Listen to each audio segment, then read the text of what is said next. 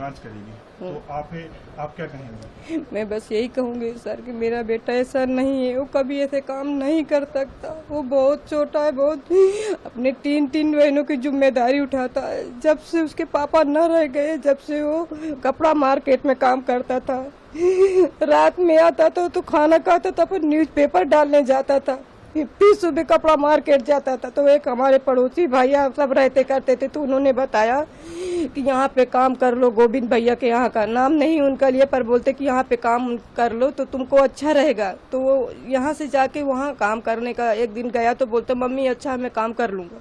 बस वहाँ काम करने लगा, 2 साल काम करते उसको हुए।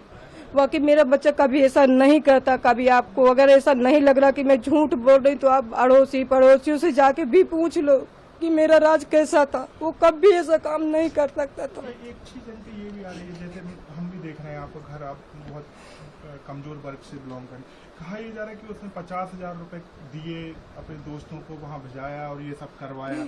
अब क्या इतने पैसे उसके पास रहते थे? कभी नहीं रहते थे भैया। मेरे को 10,000 महीने में, कहीं 10,000 दिया, कभी 12,000 देता था। इससे आगे मेरे को कभी नहीं देता था। इतना ही हो पाता था।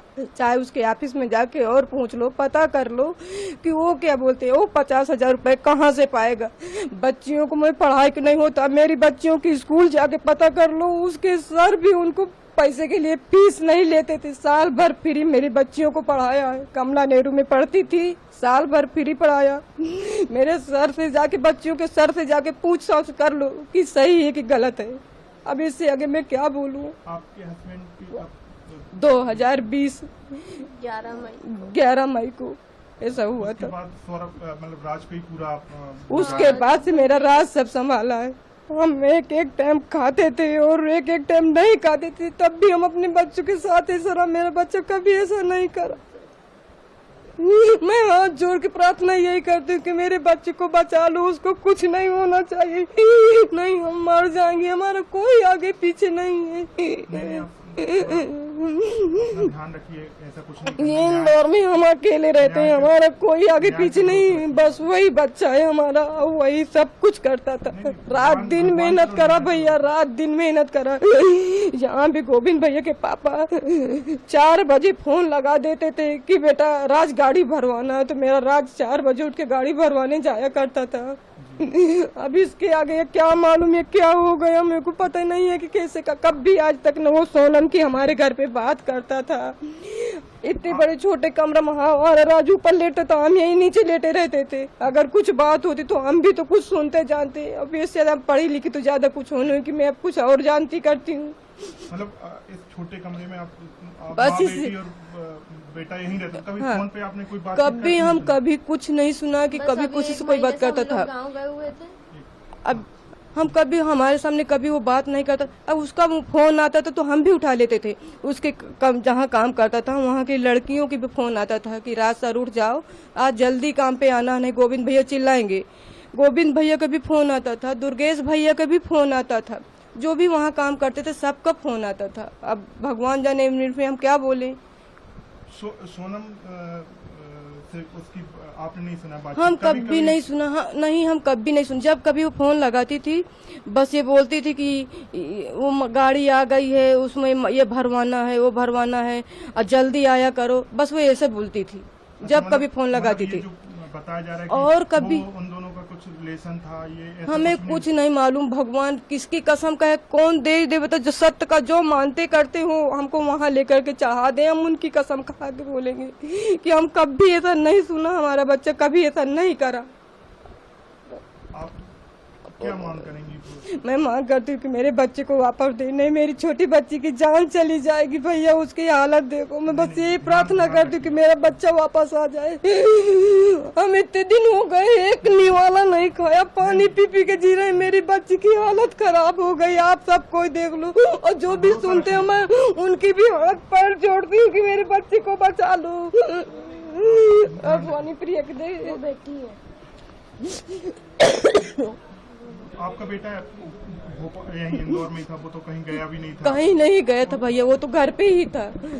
हम गांव में थे, हम तो गांव में थे, पर सब बताते। मैं बोलती भैया हमारी नहीं मान तो आप ही चले जाओ, उनसे बातचीत करके आऊँ। गोविंद भैया खुद बताएं उनके जो कहाँ काम करता था, उनके वो भी बताएं कि मतलब ये रोज आता था।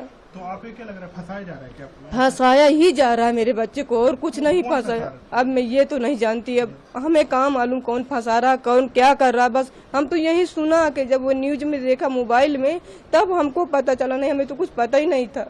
मैं तो सोच रही थी मेरा बच्चा अस्पताल गया, उसकी तबीयत खराब थी तो अस्पताल गया, मुझे ये भी नहीं पता था कि उसको क्या हुआ। आप जब पुलिस ने राज को पकड़ा है, उससे पहले आपकी बात हुई थी कुछ, उससे कोई टेंशन में हो या कुछ भी नहीं था भैया। वो तो संडे को 6 बजे आया था, संडे के 6 बजे आया था। तो आया तो बोलते मम्मी मैं मंदिर जा रहा हूँ। तो मैंने बोला कि मंदिर जा रहा है कि, तो बोलते, मैंने बोला फिर नहा ले बउआ, नहा के फिर मंदिर चले जाना। तो बोलते कि हाँ। सुहानी को बोलता सुहानी मेरे कपड़े निकाल दे। तो बेटी कपड़े निकालने लगी उसके, और नहाने चले गया। नहा के आया तो मैंने बोला बेटा आम रस बनाया है, मैं पूड़ी बना देती हूँ, खा ले फिर जाना। तो बोलता मम्मी मेरे को बुखार है, सर्दी है, मैं कुछ खाऊंगा नहीं। मैंने बोला ठीक है। फिर वो चला गया, मेरा जी नहीं लग रहा था। तो मैंने बोला 7 बजे मैं फ़ोन लगाया, मैंने बउआ कहाँ, मंदिर पहुँच गए हो? तो बोलता कि, मैंने बोला अकेले गया कि और कोई साथ में गया है? तो बोलता नहीं मम्मी मैं अकेले नहीं गया, विनय भैया हैं, उसका बिक्की का भाई राज, तो विनय भैया हैं। तो मैंने बोला ठीक है, अगर ये साथ में रहते तो मेरे को टेंशन नहीं होती थी।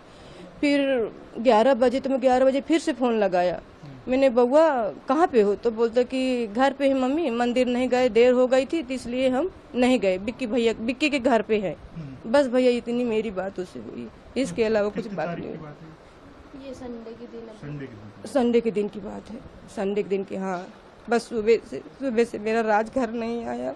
और आप थाने भी गई थी? आप हाँ गई थी, बहुत प्रार्थना उनसे किया, बहुत दुआ करा कि एक झलक दिखला दो। बोलते नहीं मैंने भैया मैं दूर से देख लूंगी, मैं आपके पैर पड़ती, मेरे को एक झलक दिखला दो। लेकिन नहीं दिखाया उनने, वापस कर दिया। मेघालय लेके गए हैं तो आपने कुछ सोचा है वहाँ पर जाओगे? हम नहीं जा सकते, हम कैसे जा पाएंगे, हमको कौन लेके जाएगा? हमारा कोई तो है नहीं इधर कि हमको कोई लेके जाए। कोर्ट में कैसे आप लड़ाई लड़ेंगे, कुछ सोचा है कि उसको न्याय कैसे दिलाएंगे? अब तो ये भगवान जाने, तो कुछ नहीं सोचे ना हमको कुछ आए।